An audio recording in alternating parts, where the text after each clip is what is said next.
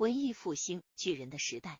文史学家一般把中世纪划定在公元476年到1453年，也就是分别为西罗马帝国和东罗马帝国的灭亡时间。在这个大约1000年的漫长时间段里，欧洲经历了封建制度、日耳曼蛮族入侵、基督教的巩固与改革、黑死病、英法百年战争、十字军东征之后渐渐醒来，社会经济的发展、地理大发现，以及智者贤人对古典世界的重新认识，唤醒了人对自身的审视。人们开始赞赏自己，相信自己，把这种认识变为文化、艺术、思想、科学的具体成果，形成一个巨人辈出的时代。它发生在14世纪到17世纪之间，起源于意大利，然后扩展到欧洲其他地区。文艺复兴的诞生有多种原因。中世纪晚期，欧洲经济逐渐复苏，特别是在意大利城邦如佛罗伦萨、威尼斯和米兰等地。这些城市通过贸易和商业积累了大量财富，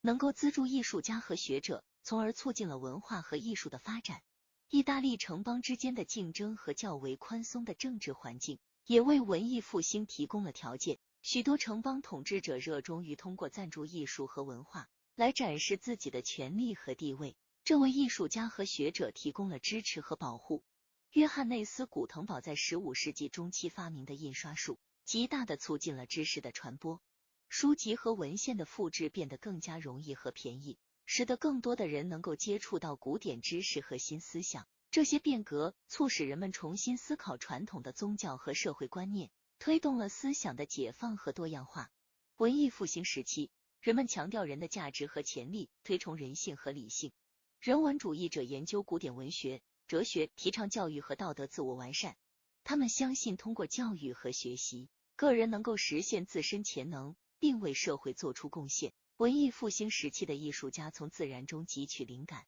注重写实和人体解剖学、透视法、明暗对比和比例的研究，使得绘画和雕塑更加逼真。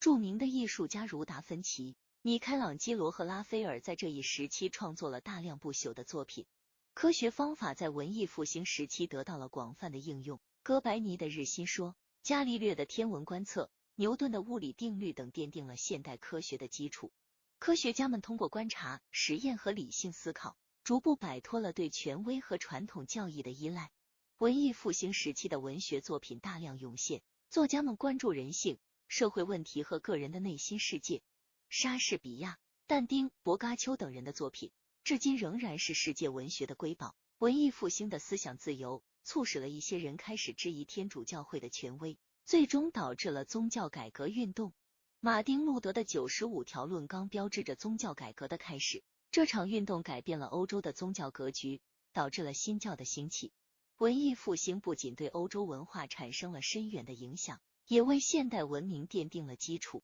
它激发了科学革命、启蒙运动，并推动了思想、艺术和科学的不断发展。文艺复兴对个人主义、自由思想和世俗生活的强调，仍然影响着当今的世界观和价值观。